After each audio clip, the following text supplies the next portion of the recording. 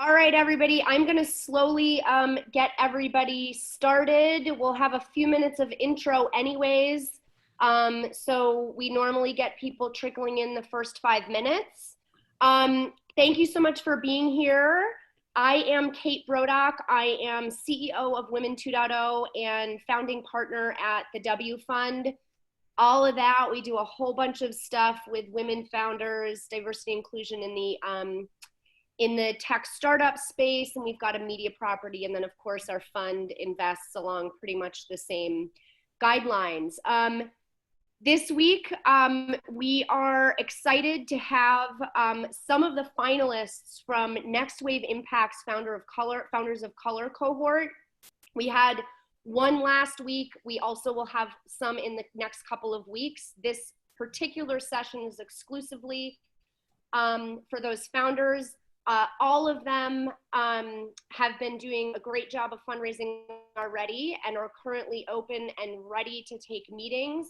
For those of you who don't know about Next Wave Impact, they're an excellent fund that does a primary focus on women and underrepresented founders. They've got a great portfolio and really just extended it quite a bit by an extra 5 with this last cohort. So we're really excited to partner with them today. Carly, would you like to take a minute and introduce yourself and Female Founded Club?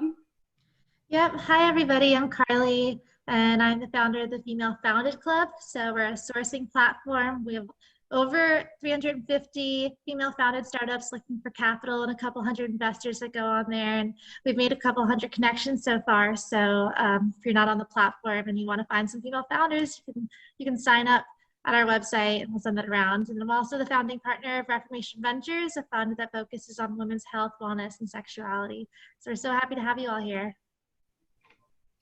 Great. So what we will do is we'll be launching into 5-minute pitches. We are going to be taking a few minutes after those pitches for Q&A. Those Q&As, I will take them from the chat. So feel free to put them straight in the chat. I will verbalize them. In terms of connections can happen in a number of different ways. You'll be seeing the contact information from each of the founders directly. You can reach out to them. You can reach out to me, especially if you want to see sort of deck afterwards, anything like that.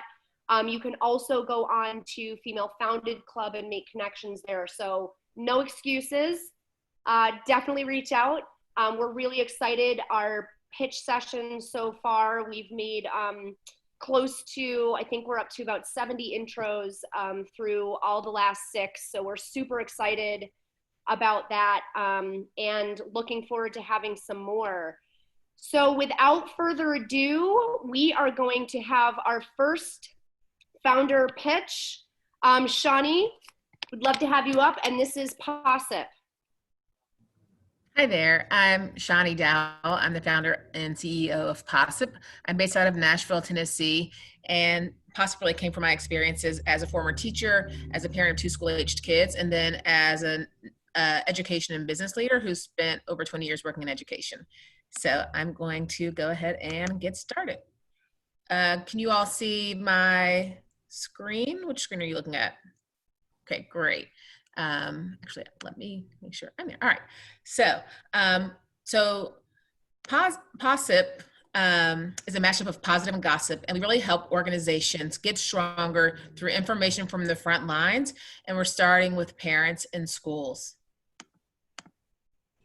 As a mother of 2 school-aged kids, I saw and knew that parents wanted to engage with their child's school.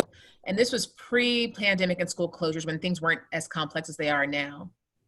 As an educator, I knew educators want to hear from parents, but they're both busy, the obstacles are many. And so in Possip, we really wanted to create a way to make it easy and equitable for schools to hear from parents. We were founded with a simple premise, which is that if we make it easy for parents and their diverse needs to share feedback and information, and if we make it really easy for schools to get that information, then we can build a bridge between them. So we routinely prompt parents in their language with an easy to answer SMS, text, or email question. From their responses, we curate a digestible, actionable report for school and district administrators, and it's delivered within 1 business day. It's less than 1 minute for parents and less than 10 minutes for administrators. In the simplicity of the solution, we're able to transform engagement and help organizations and schools make better decisions. As a recent example, last Thursday, we did a pulse check for a district that was trying to figure out what families' plans are for returning to school in the fall. Within 2 days, they had responses from 15,000 parents, and they sent the survey out on Thursday. By Monday, they had that data back in their hands. And this underscores why this frontline feedback is so critical, not just in schools, but in organizations across the country. The reality is our current context is going to continue for at least the next 6 to 18 months.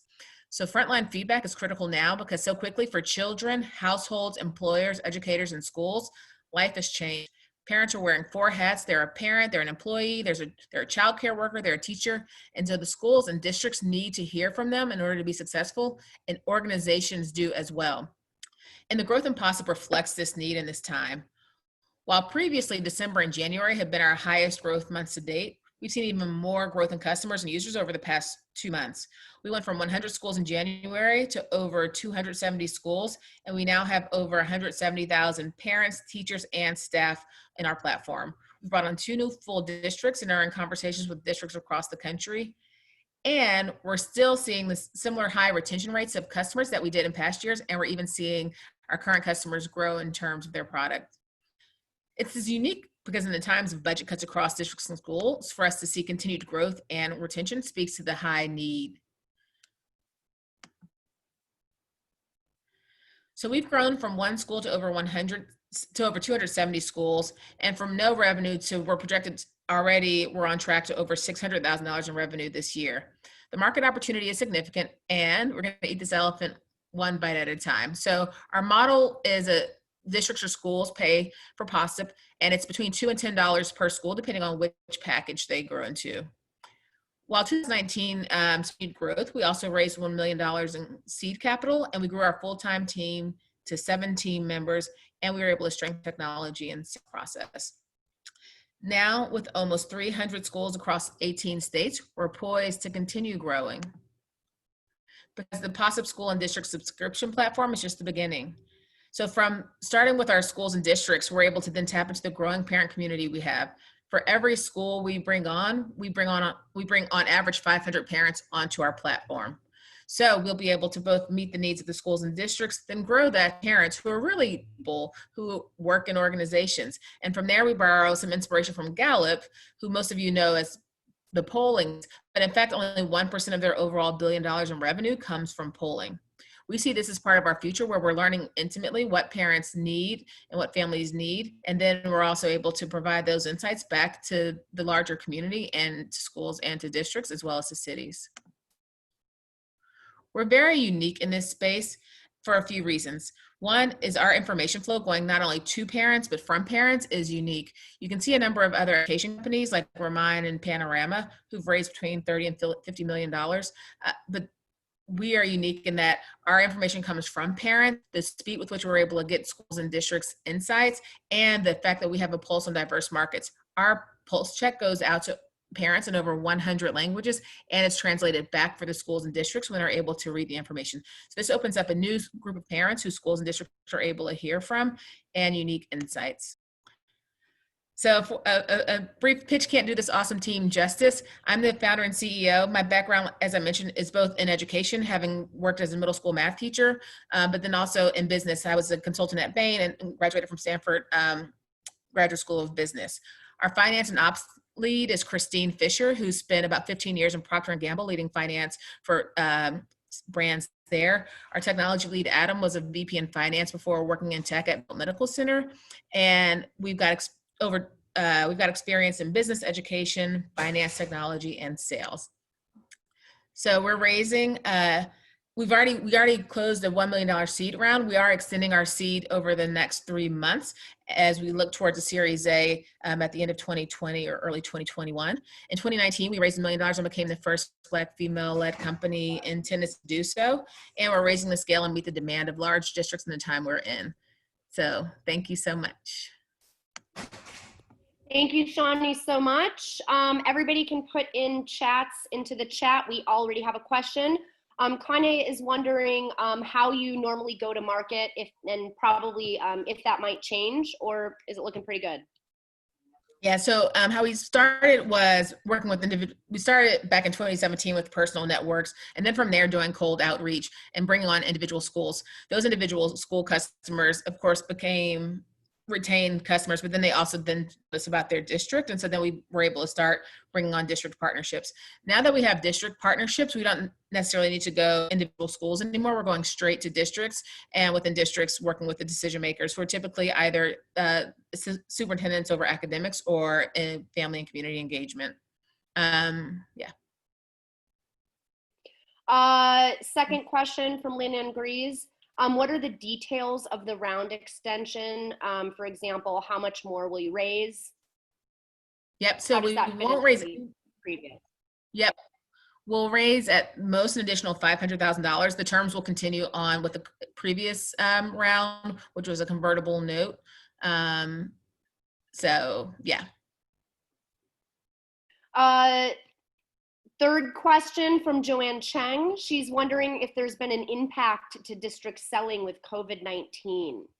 It's been, and I can answer the second question in there too about how long is a typical cycle. It's actually increased the ability to sell to districts quite a bit. Typically they have, as you might know, longer sales cycles and sometimes take 2 to 3 years, and they're slow to make decisions, but the needs are so urgent. So we can go, we've brought on 2 districts in the past 2 months, and both of those were in less than a month of a sales cycle. One was actually a week-long sales cycle.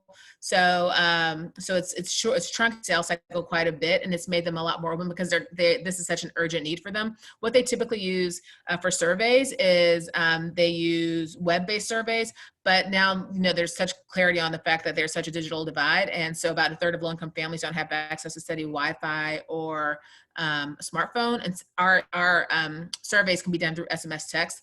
So they just need a way to reach all of their families, and so we're so much more poised for that. So it's been a lot easier to sell to districts in this time. Great, thank you so much. If anybody wants to reach out to Shawnee, please do so. We are going to move on to our second founder, Sona from Neopenda. Hi everyone, give me just a second. Well, I guess before I share my screen, I'll introduce myself. I'm Sona Shah, and I'm CEO and co-founder of Neopenda. So a few years ago, I decided to go back to graduate school to provide more equitable access to healthcare around the world. Didn't know exactly how, but I had spent some time at a pharmaceutical company using my engineering background in research and development. And I had spent some time in Western Kenya as a teacher, and just saw that there wasn't an easy way to provide equitable access to healthcare around the world. So that's why I went back to graduate school, and I'd love to share what I learned while I was there. Give me just a second. All right, can you see my screen okay? Great. Well, so I started Neopenda coming out of graduate school at Columbia University to innovate needs-based medical technologies, particularly for emerging markets. So through one of the biodesign courses that I took as part of my master's in biomedical engineering program, I had a chance to go out to Uganda and do a needs assessment across multiple facilities. And this is what we found. We found a room full of broken medical equipment because we realized that most medical devices are not designed for the unique constraints of 85% of the world's population. This is anything from power instability to wireless connectivity. So devices that function extraordinarily well here in the US, even if it's translated to low resource settings, it inevitably ends up in this graveyard. So my co-founder Tess and I decided to enter into this largely untapped market opportunity that's actually growing at rates that are nearly 3 times faster than even what we see here in the US. And in doing so, we're able to improve the quality of care for millions of patients around the world. This is the equivalent of a NICU in Uganda, where we spent most of our times in the special care units for newborns. And in this ward in particular, there were 150 newborns and only 2 nurses available to help care for these patients. So of course, without the tools that these nurses need, newborns in distress would go unnoticed and they would end up dying from preventable causes. So that really results in all of the terrible statistics that we see on this slide here, knowing that most of the deaths are actually preventable with timely recognition of distress and appropriate treatment afterwards. So that's where Neopenda comes in. We have developed NeoGuard. It's our first product, a wearable vital signs monitor that continuously measures 4 crucial vital signs in a very simple headband. It measures pulse rate, respiration rate, oxygen saturation, and temperature. The vital signs from multiple newborns wirelessly connect to a centralized dashboard on a tablet that we provide with our system, so a nurse is immediately alerted of any newborns that are in distress and need immediate attention. We've been actively developing NeoGuard over the past 5 years and spent quite a bit of time iteratively designing our solution with over 400 clinical stakeholders throughout Uganda, have been through multiple clinical trials both in the US and in Uganda. And at the end of 2019, we froze the design of our product, transferred it over to our contract manufacturer, and we were gearing up for our product launch in just a couple of months. And then the COVID pandemic hit. So naturally, everybody took a step back to try to figure out what their strategy was, and we realized that the best way for us to respond was to actually get in the fight. We have the ability to adapt our neonatal vital signs monitor for use in adult and pediatric patients. And in doing so, we're able to expand dramatically the number of use cases that our device is applicable for. So our original use case was in emerging markets for low resource hospitals, but we've been able to adapt it for adult and pediatric patients and start actually testing it for remote patient monitoring here in the US. In resource constrained health facilities, we've seen that facilities are opening pop-up clinics in Walmart parking lots. We've seen that nursing homes are getting really hard hit with their COVID positive patients. So this has really increased the number of use cases that our device is applicable for. And by designing for the lowest levels of infrastructure, it's very easy for us to adapt to these situations. So we actually have a pilot that's ongoing at Queen's Hospital in Hawaii, where we are remotely monitoring patients. So essentially the physicians send their COVID positive patients home with our NeoGuard device, and we monitor the vital signs and relay that back to a physician so they understand whether the patients are improving or not. In emerging markets, we've been able to partner with the Uganda Ministry of Health to do an initial pilot as they build out their ICUs throughout the country. We are providing or supplying their ICUs with our NeoGuard devices. We also have established relationships with organizations like Doctors Without Borders and a variety of private facilities throughout emerging markets. So we are entering the market by selling in packages of 5 to 20 wearable devices in our traditional model for 1/10 of the cost of comparable equipment in the market, and it's designed so that it doesn't end up in that equipment graveyard. But still at that price point, we're able to achieve 60% profit margins on our end, so we're very sustainable as an organization and expect to see $50 million in annual revenues in the next 5 years. In doing so, we're also able to improve the quality of care of 23 million patients by then annually. We have an incredible team that's spearheading these efforts, both based in Chicago in the US and in Uganda. And over the past several years, we've made significant strides, and we're now here to seek your support in raising a $1.7 million round that will enable us to effectively pivot to COVID and really get in the fight here, to receive regulatory approval, scale our efforts to multiple countries, and launch our data insights product that will come out of our wearable vital signs monitor.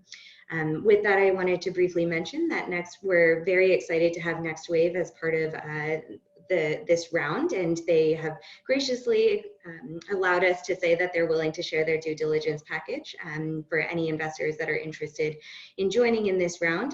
The main thing that I'll point out is that we actually have a close of tomorrow. So if you're interested, let me know as soon as possible, and we're happy to share the details on what that looks like. So thank you very much, and I'd be happy to answer any questions that you may have. Sona, thanks so much. You can put in questions for Sona in the chat. I'll start one out for you, Sona. Could you talk through, are there any regulatory issues that you have to get over? How does that kind of work from a regulation standpoint? Yeah, Anything that's to think about? Yeah, so emerging markets are actively developing their regulatory bodies. So they typically defer back to FDA or the European version, CE mark. So we were originally intending to get CE mark, which is still our strategy. However, the FDA has launched an emergency use authorization, as you may know, for products that are relevant for COVID. So we have applied to the FDA. COVID has kind of expedited our timeline for getting regulatory approval. So we're in that process right now and expect to receive that in the next couple of months. Fantastic. Do we have any other questions for Sona?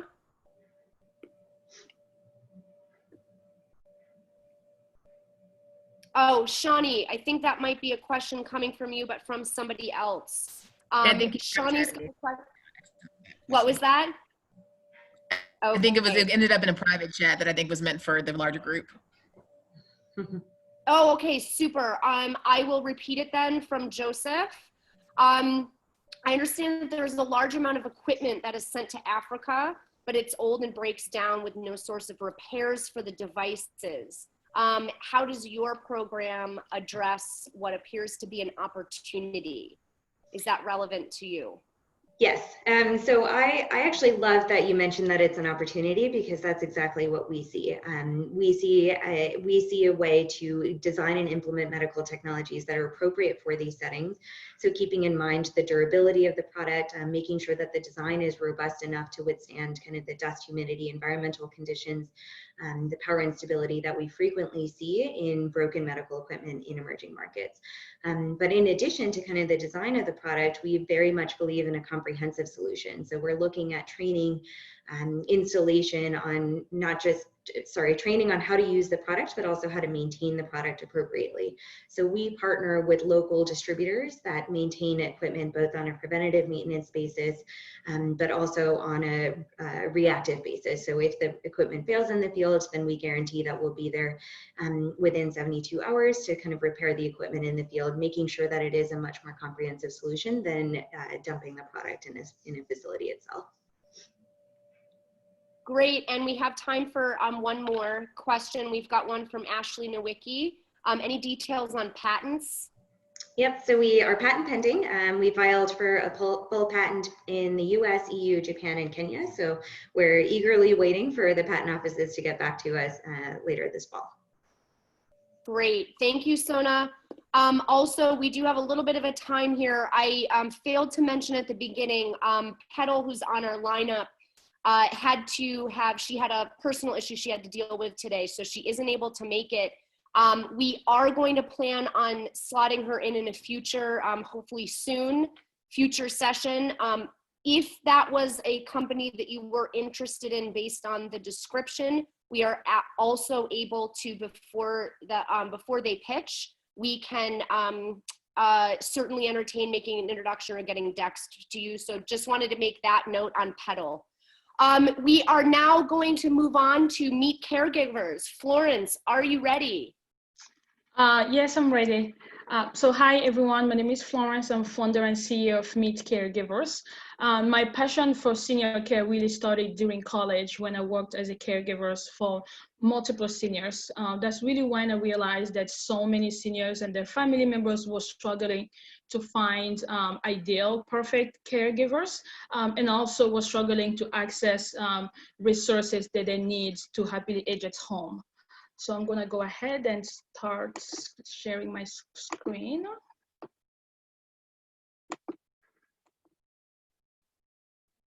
So at Meetcaregivers, we are building the largest online marketplace for senior care.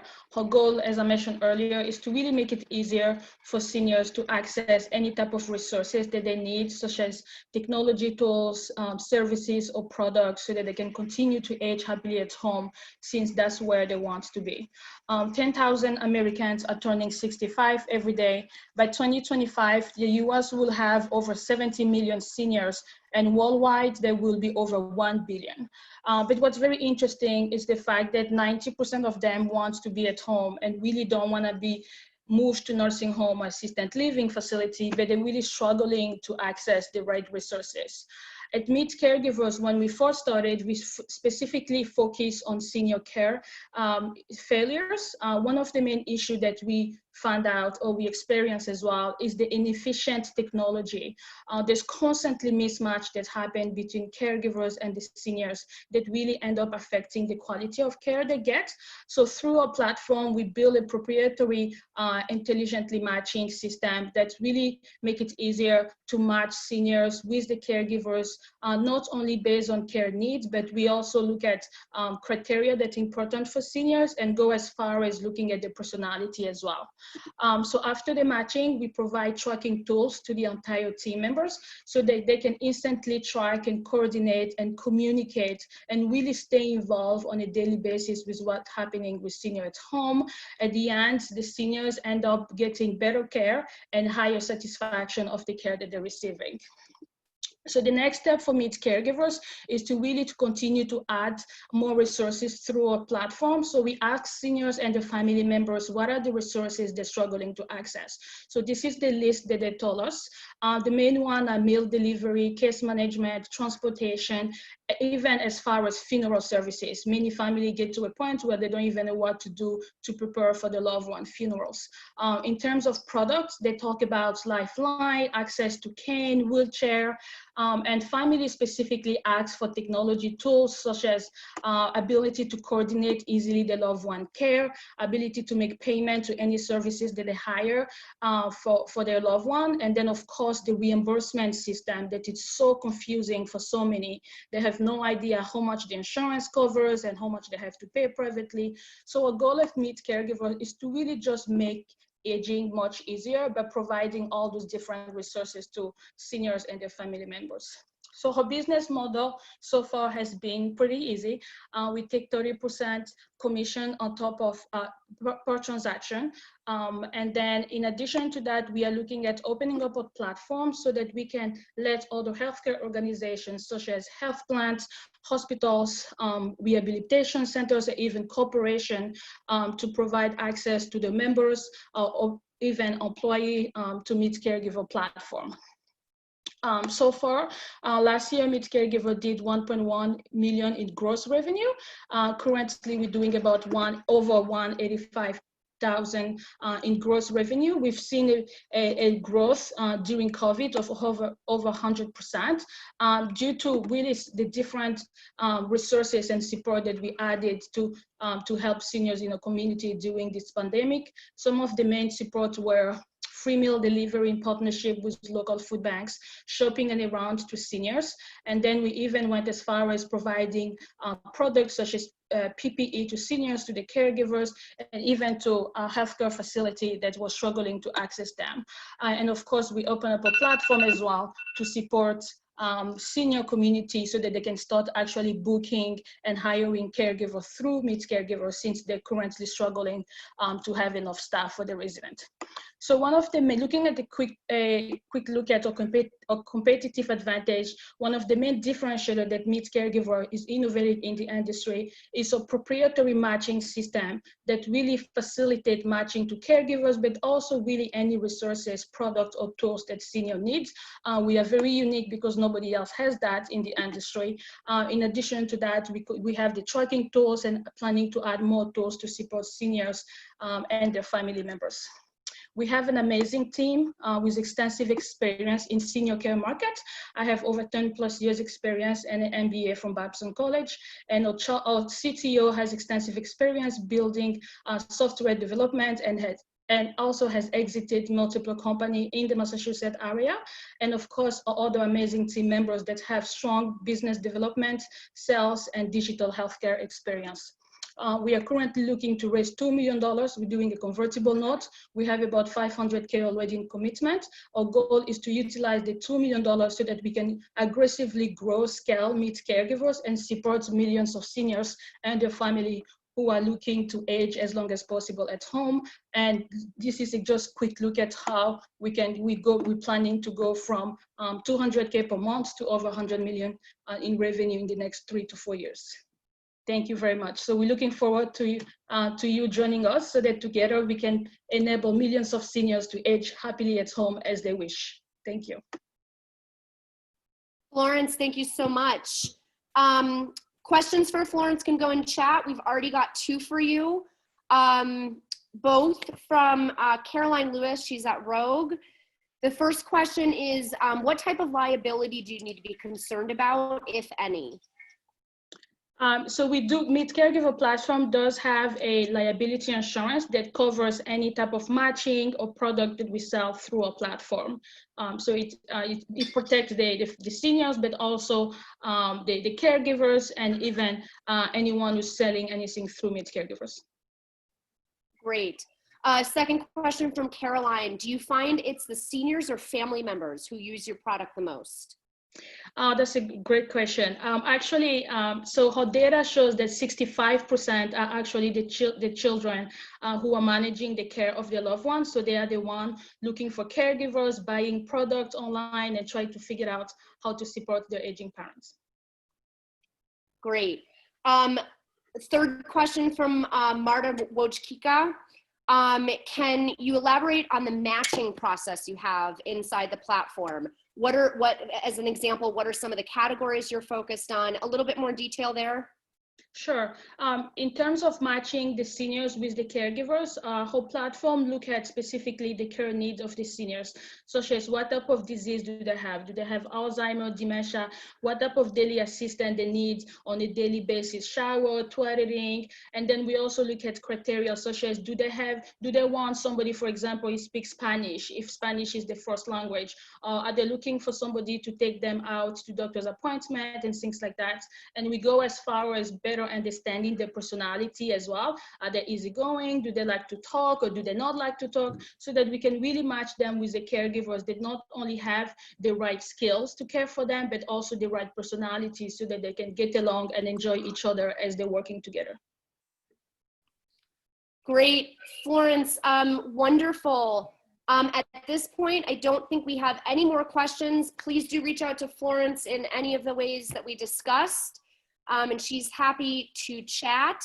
And last but not least, we are going to move on. I saw Marcus pop in here. Marcus, and I'm a small backstory. Marcus, I'm so glad you could be here today. I interacted with Marcus a couple years ago when he was in Techstars, and I was mentoring a cohort. So I'm so pleased to have you and see you again. Marcus, if you are ready, we are ready from you. And this is Marcus from Flikshop. Awesome. Thank you guys so much for having me here today. Kate, it's so great to be able to see you here in virtual land. Air hugs to you. Sorry, everybody, you had to witness me giving Kate air hugs there. I'm super pumped to be able to be here. I'm sorry I didn't get a chance to hear all of the other amazing companies to pitch, but I'm from Flikshop. I'm the CEO of Flikshop. We build the technology that help keep families connected to their incarcerated loved ones. And I'm excited to share a little bit about the growth plan and how we intend on building out the business that wants to help in the era of mass incarceration. But a little bit, I think it's always helpful to be able to give context about how we started the company and why this is so important to me. So this picture was taken about a little bit after my, maybe a couple weeks before my 15th birthday, but it's also a few weeks before I made one of the worst decisions of my life. A friend of mine and I, we decided to steal a car from a man inside of a mall parking lot. And that decision landed me in front of a judge with my mom and my sister standing just a few feet behind me as they listened to me get sentenced to 8 years in adult maximum security prisons. Now, this is the next picture that my mom and I took. We took in the family room. It was in a visiting room, but as you can imagine, this was the hardest time of my life. It was really, really difficult as a teenager, growing up as a 15-year-old, going into these adult maximum security prisons and trying to figure out how to be able to make it. And I immediately became depressed. My mom saw that I became depressed and she wanted to figure out a way to be able to help me in that immediate moment. And the way that she decided to be a mom in that moment was come to visit me. I was about 2 years in. She came to visit me in the prison visiting room and she told me that she was going to write me a letter or send me a picture every day from that day forward for the remaining 6 years of my prison sentence. I'm like 17 years old, 18 years old, trying to battle with an 8-year prison sentence, living on a compound with my cell partner being having a life sentence, everybody else being 30, 40, 50 years old, having 50, 60, 70 years. And here comes my mom talking about she's going to save my life with some pretty pictures. Little did I know it would be her pictures that saved my life. And it allowed me to be able to now, position me to be the person I am today. Now I can talk a little bit about how that journey took me from prison cell to today, but what's more important is to understand that the value of what pictures mean to people in prison and what letters mean. Getting letters and photos in prison is like hitting the lottery. Like no one gets it because it's too hard to write a letter or print a picture, and there's no internet in prison. There's no Facebook or Instagram or Twitter, any of those technologies. And so the millions of families that are incarcerated here in the US, they're stripped away from one another, and especially those globally. And we wanted to figure out a way to be able to create a pathway to success and have family connections the same way that my mom did for me when I was in prison, knowing that this was a huge space and that people were already spending billions of dollars, but preying on the families that actually spend the cash. And so our first solution to this was our Flikshop app. It allowed our family members to be able to take a picture, add some quick text, press send. For 99 cents, we print that picture and text on a real tangible photo postcard that gets delivered and shipped to any person in any prison, anywhere in the country. It allowed us to be able to now have over 170,000 existing registered users. We shipped over 500,000 of these postcards, built the Flikshop Angels product that allows for the community to get involved and purchase Flikshop credits, so that our children with incarcerated parents can send mom and dad as many selfies as they want completely for free. And what's most interesting is our enterprise platform that we've built over the last 4 months that allows for our new customers, these nonprofit organizations, advocacy groups, corporate social responsibility, and even government agencies to be able to spend cash with us that allows them to be able to create these instant micro notifications that go into these prison cells every day across the country. Now, we have a few of him listed here today, but I'll tell you that this is a very interesting place that a lot of these organizations have found themselves in, where they have usually sent, mail in with envelopes and postage. Now they can send them in with these postcards, and I can talk about that in a bit. Over the last 2 years, we've already done over $250,000 in revenue, and we're excited about our continued growth. Right now, we have way too much capacity to ship as many as the demand comes in. And so we're trying to figure out how to drink from out of this fire hose now that family members and businesses know that they can communicate with this market that they've never communicated with. Is massive. I mean, people are spending $20 billion in this space, whether it be a family member, a service provider, or even a probation parole government agency that wants to let their probationers know where to report before they come home. The healthcare workers in the law offices also want to be able to let people know where to go to get their Medicare card when they come home from prison, or the law office to let them know about where they should come and seek help from their cases. Our competitors continue to validate this market for us while we continue to differentiate our ways from them by creating these different levels of data and AI technologies that allows for our enterprise products to be able to continue to flourish.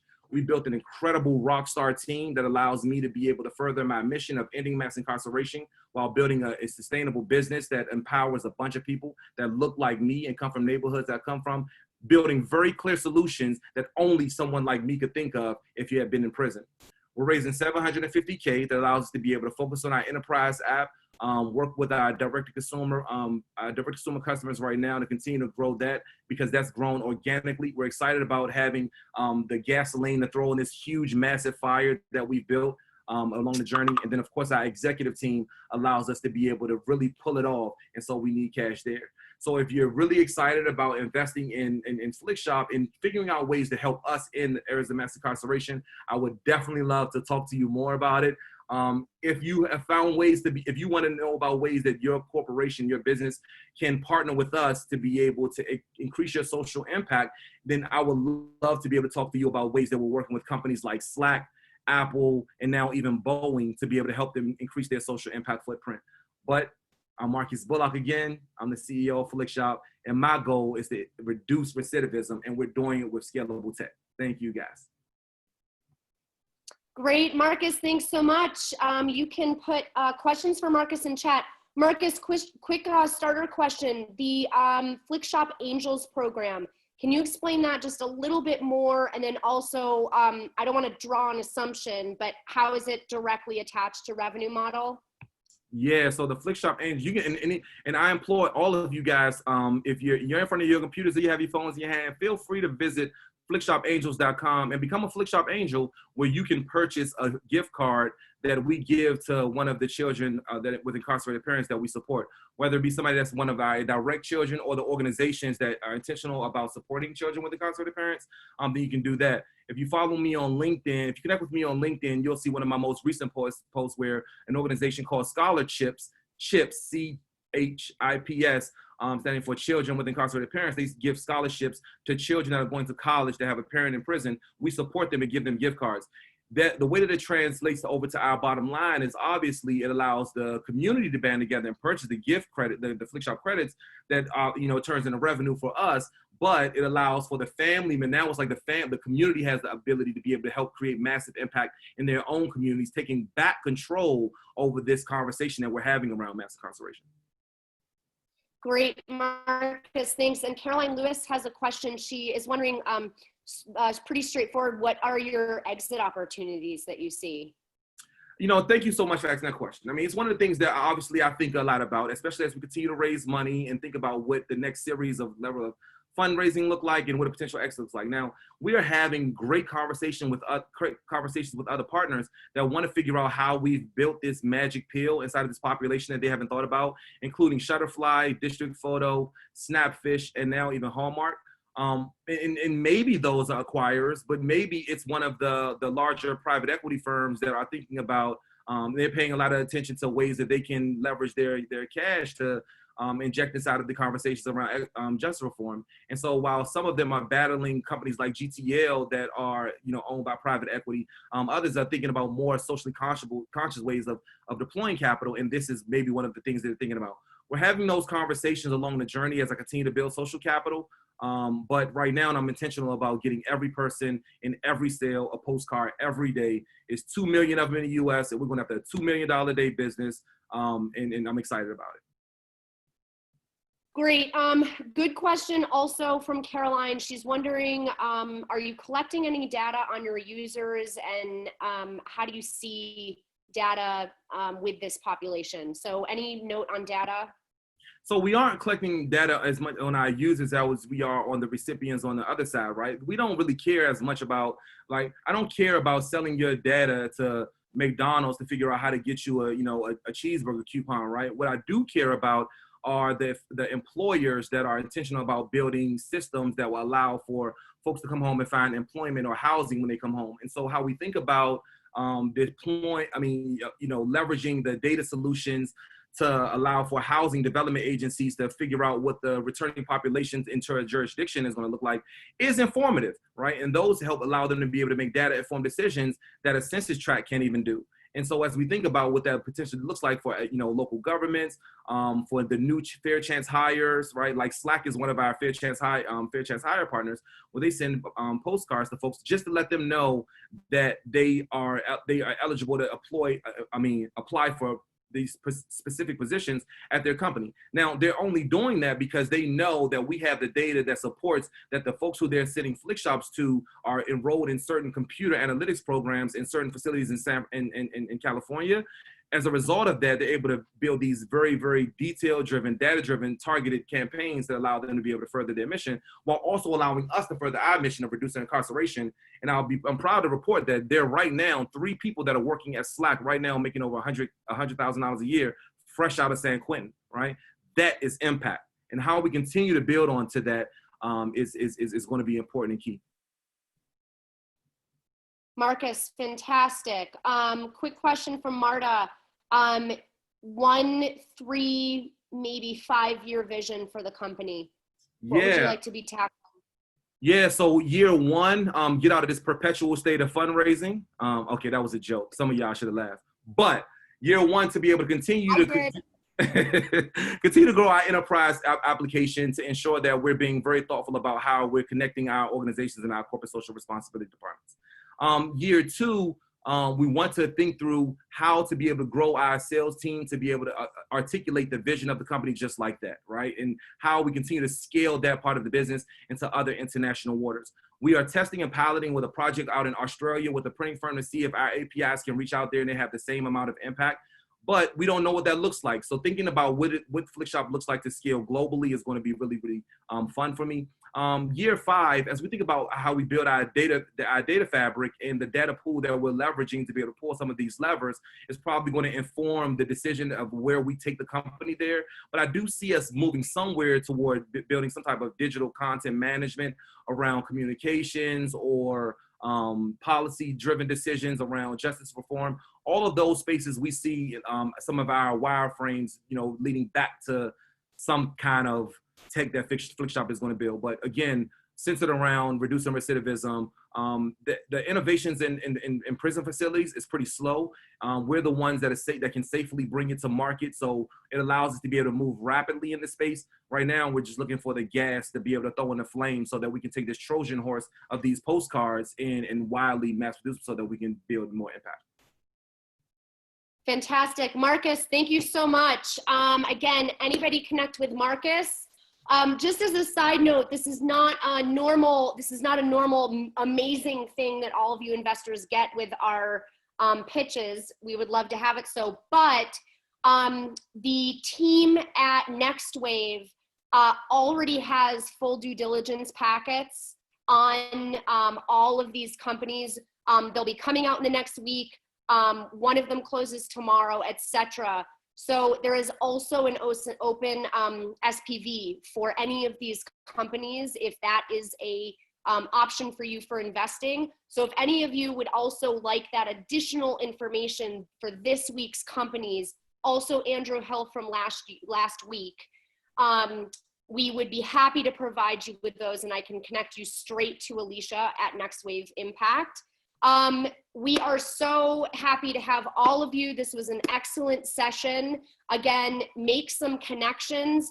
Carly, can you close this out and also make sure that people know how they can also connect on Female Founded Club? Yep, sure. Hi, everyone. So thank you so much to the founders. You did an awesome job.